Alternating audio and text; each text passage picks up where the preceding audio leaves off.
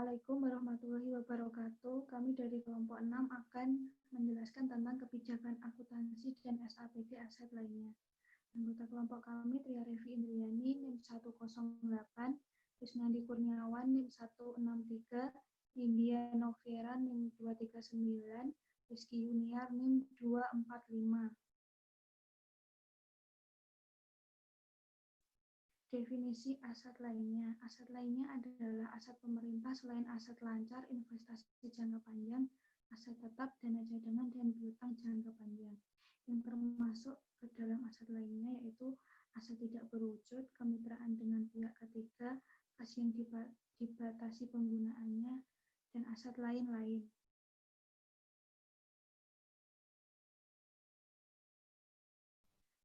Aset tidak berwujud adalah aset non-moneter yang dapat diidentifikasi namun tidak mempunyai wujud fisik. Aset tidak berwujud merupakan bagian dari aset non-lancar yang digunakan secara langsung atau tidak langsung untuk kegiatan pemerintah atau yang digunakan masyarakat umum.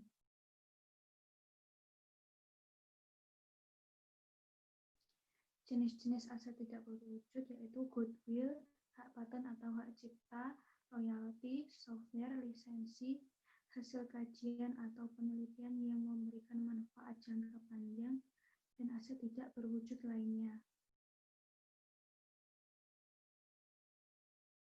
Pengakuan aset tidak berwujud.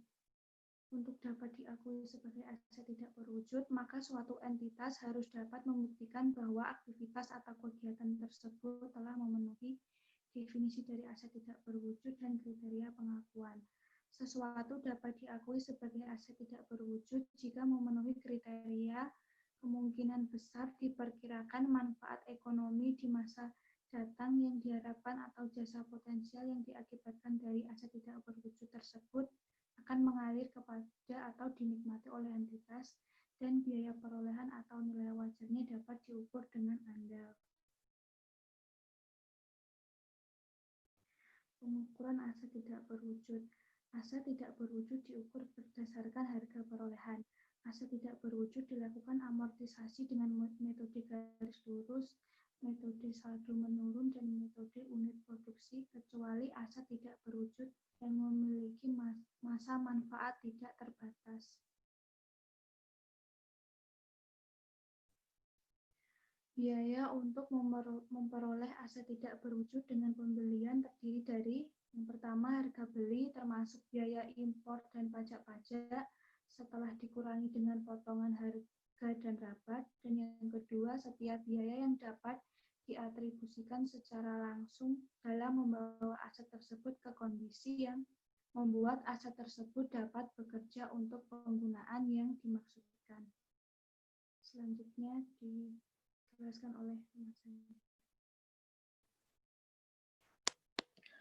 Selanjutnya ada pengukuran aset tidak berwujud yang diperoleh secara internal. Nah, itu aset tidak berwujud itu dari kegiatan pengembangan yang memenuhi syarat pengakuan dan diakui sebesar biaya perolehan yang meliputi biaya yang dikeluarkan memenuhi kriteria pengakuan tersebut. Pengeluaran atas aset tidak berwujud itu awalnya telah diakui oleh entitas sebagai beban, tidak boleh diakui sebagai bagian dari harga perolehan aset tidak berwujud di kemudian hari. Aset tidak berwujud itu yang dihasilkan dari pengembangan software komputer, maka pengeluaran yang dapat dikapitalisasi itu pengeluaran tahap pengembangan aplikasi. Next. Lalu ada penyajian dan pengungkapan. Disajikan dalam neraca sebagai bagian dari aset lainnya, yaitu hal yang diungkapkan dalam laporan keuangan atas aset tidak berwujud antara lain, satu, masa manfaat dan metode amortisasi, kedua, nilai tercatat berupa jumlah amortisasi yang telah dilakukan dan nilai buku aset tidak berwujud, tiga, penambahan maupun penurunan nilai tercatat pada awal dan akhir periode, termasuk penghentian dan pelepasan aset tidak berwujud. Next. Lalu akuntansi aset kemitraan dengan pihak ketiga. Aset kerjasama atau kemitraan tuh adalah aset tetap yang dibangun atau digunakan untuk menyelenggarakan kegiatan kerjasama atau kemitraan.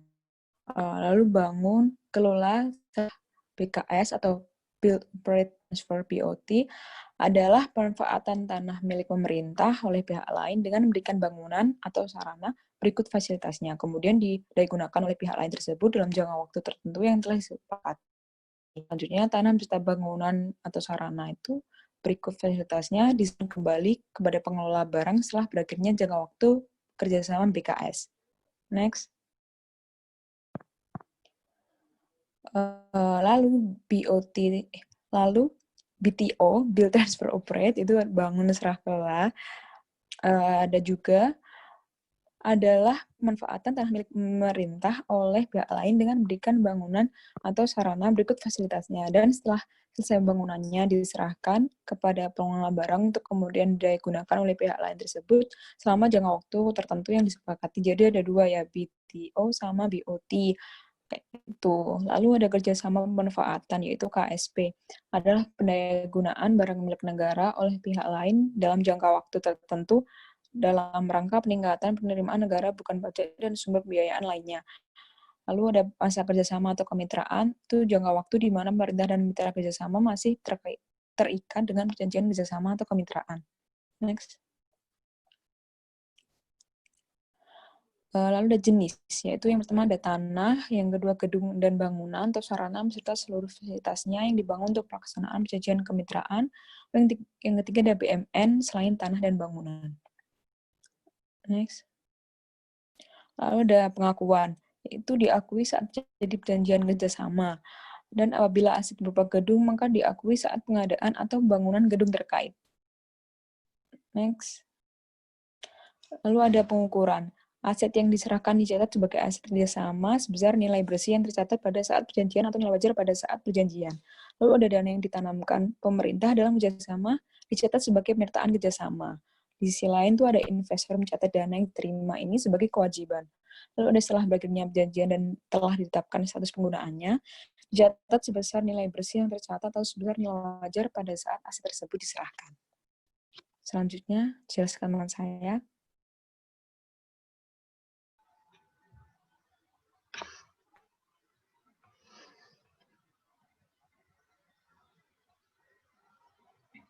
Penyajian dan pengungkapan. Yang pertama, aset kerjasama atau kemitraan disajikan dalam neraca sebagai aset lainnya. Yang kedua, sebagian dari luas aset kemitraan, tanah dan atau gedung atau bangunan, sesuai perjanjian digunakan untuk kegiatan operasional harus diungkapkan dalam CALK. Yang ketiga, aset kerjasama atau kemitraan selain tanah harus dilakukan penyusutan selama masa kerjasama. Next.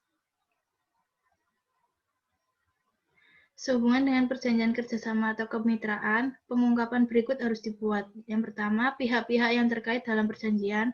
Kedua, hak dan kewajiban masing-masing pihak dalam perjanjian. Ketiga, ketentuan tentang perubahan perjanjian apabila ada. Yang keempat, ketentuan mengenai penyerahan aset kerjasama atau kemitraan kepada pemerintah pada saat berakhirnya masa kerjasama. Yang kelima, ketentuan tentang kontribusi tetap yang harus dibayar mitra kerjasama ke rekening kas negara. Dan yang terakhir, penghitungan atau penentuan hak bagi pendapatan atau hasil kerjasama. Sehubungan dengan pengungkapan yang lazim untuk aset, pengungkapan berikut harus dibuat untuk aset kerjasama atau kemitraan.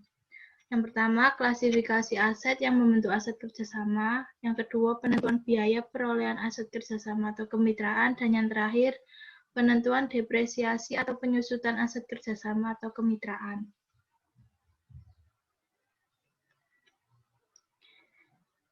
Kas yang dibatasi penggunaannya. Kas yang dibatasi penggunaannya adalah uang yang merupakan hak pemerintah, namun dibatasi penggunaannya atau yang terikat penggunaannya untuk membiayai kegiatan tertentu dalam waktu lebih dari 12 bulan sejak tanggal pelaporan sebagai akibat atau ketetapan baik dari pemerintah maupun dari pihak luar pemerintah, misalnya pengadilan ataupun pihak luar lainnya. Next. Jenis kas yang dibatasi penggunaannya. Kas yang dibatasi penggunaannya atau kas yang terikat pada suatu kegiatan tertentu dalam jangka waktu lebih dari 12 bulan memiliki jenis yang beragam. Misalnya dana abadi umat dan dana abadi pendidikan. Next. Pengakuan dan pengukuran. diakui saat kas disisihkan atau ditempatkan pada suatu rekening tertentu yang dimaksudkan untuk membiayai suatu kegiatan yang memerlukan dana relatif besar yang tidak dapat dipenuhi dalam 1 tahun anggaran. Dicatat sebesar nilai nominal kas yang disisihkan atau ditempatkan pada suatu rekening tertentu yang dimaksudkan untuk membiayai suatu kegiatan yang memerlukan dana relatif besar yang tidak dapat dipenuhi dalam 1 tahun anggaran. Next. Penyajian dan pengungkapan disajikan dalam kelompok aset lainnya dan diungkapkan secara memadai dalam CALK.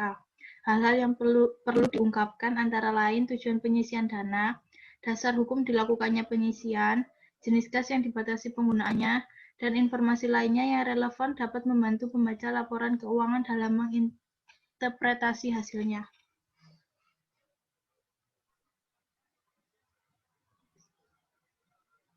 Selanjutnya ada aset lain-lain. Aset lain-lain digunakan untuk mencatat aset lainnya yang tidak dapat dikelompokkan dalam aset tidak berwujud, kas yang dibatasi penggunaannya, dan kemitraan pihak ketiga. Berikut ada jenis dan pengakuan aset lain. Adalah aset tetap yang dimaksudkan untuk dari penggunaan aktif pemerintah dan direklasifikasi ke dalam aset lain-lain. Contohnya itu ada penghentian penggunaan aset tetap pemerintah dapat disebabkan karena rusak, usang, maupun aset tetap tidak digunakan karena sedang menunggu proses pemindah tanganan. Selain itu, aset lain-lain pada pemerintah pusat termasuk di dalamnya antara lain adalah aset eks Pertamina, aset kontraktor, kontrak kerjasama, dan aset PT perusahaan pengelolaan aset. Pengakuan dan pengukuran untuk aset lain diakui pada saat dihentikan dari penggunaan aktif pemerintah dan direklasifikasikan ke dalam aset lain-lain. Sementara untuk pengukurannya, aset tetap yang dimaksudkan untuk dihentikan dari penggunaan aktif pemerintah direklasifikasi ke dalam aset lain menurut nilai tercatatnya. Aset lain yang berasal dari reklasifikasi aset tetap disusutkan mengikuti kebijakan penyusutan aset tetap. Proses penghapusan terhadap aset lain dilakukan paling lama 12 bulan sejak direklasifikasi, kecuali ditentukan lain menurut ketentuan perundang-undang. Lalu ada penyajian dan pengungkapan. Aset lain-lain disajikan di dalam kelompok aset lainnya dan diungkapkan secara memadai di catatan keuangan. Hal-hal yang perlu diungkapkan antara lain adalah faktor-faktor yang menyebabkan dilakukannya penghentian penggunaan atau reklasifikasi, jenis aset tetap yang dihentikan penggunaannya, dan informasi lain yang relevan. Selanjutnya ada kasus nomor 29 mengenai subsequent expenditure atas aset kontraktor kontrak kerjasama, di mana pemerintah telah melakukan inventarisasi dan penilaian terhadap 39 kontraktor kontrak kerjasama. Namun hanya beberapa, tidak semua dari 39 KKKS yang mendapat yang dianggap nilainya wajar oleh BPK. Hal ini disebabkan karena ada perbedaan sudut pandang antara pihak BPK dengan pemerintah berkaitan dengan pemahaman dan kriteria subsequent expenditure yang dapat menambah nilai aset, khususnya mengenai pengeluaran overhaul.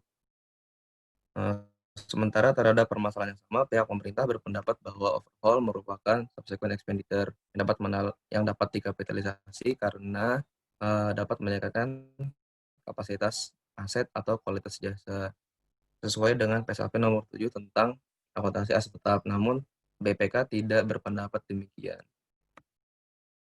Nah, dalam PSAP nomor 7 paragraf 50 dijelaskan bahwa subsequent expenditure adalah pengeluaran setelah perolehan awal suatu aset tetap yang memperpanjang masa manfaat atau yang kemungkinan besar memberi manfaat ekonomik di masa yang akan datang dalam bentuk kapasitas untuk produksi atau peningkatan standar kinerja, harus ditambahkan pada nilai tercatat aset yang bersangkutan. Lalu pada paragraf 51, kapitalisasi biaya yang dimaksud pada paragraf 50 harus ditetapkan dalam kebijakan akuntansi suatu entitas berupa kriteria seperti pada paragraf 50 dan atau suatu batasan jumlah biaya tertentu untuk dapat digunakan dalam penentuan apakah suatu pengeluaran harus dikapitalisasi atau tidak. Lalu pada paragraf 52 menjelaskan mengenai capitalization threshold yaitu karena organisasi pemerintah sangatlah beragam dalam jumlah dan penggunaan aset tetap, maka suatu batasan jumlah biaya kapitalisasi tidak dapat diseragamkan untuk seluruh entitas yang ada. Masing-masing harus menetapkan batasan jumlah tersebut dengan mempertimbangkan kondisi keuangan dan operasionalnya. Bila telah terbentuk, maka batasan jumlah biaya kapitalisasi harus diterapkan secara konsisten dan diungkapkan dalam atas laporan keuangan. Lalu menurut KSAP, kriteria atas subsequent expenditure aset KKKS yang dapat dikapitalisasi ada yang pertama apabila pengeluaran tersebut memperpanjang masa manfaat atau kemungkinan besar memberi manfaat ekonomi di masa yang akan datang dalam bentuk peningkatan kapasitas untuk produksi atau peningkatan kinerja. Lalu yang ketiga ada memenuhi batasan pengeluaran untuk memperoleh aset yang dapat disebut juga dengan capitalization threshold atau nilai satuan minimum kapitalisasi. Nah, berdasarkan dari paparan peraturan yang ada, maka pemerintah dapat dikatakan bisa mengakui overhaul sebagai mereka dapat mengkapitalisasikan pengeluaran untuk overhaul sebagai kapitalisasi dari aset tetap karena dianggap memperpanjang masa manfaat dan juga memberikan manfaat ekonomi di masa yang akan datang. Selama di laporan keuangan tersebut mengungkapkan kebijakan akuntansi untuk kapitalisasi yang berkaitan dengan aset tetap dan juga jumlah pengeluaran pada pos aset tetap dalam konstruksi. Terima kasih, sekian presentasi dari kelompok kami.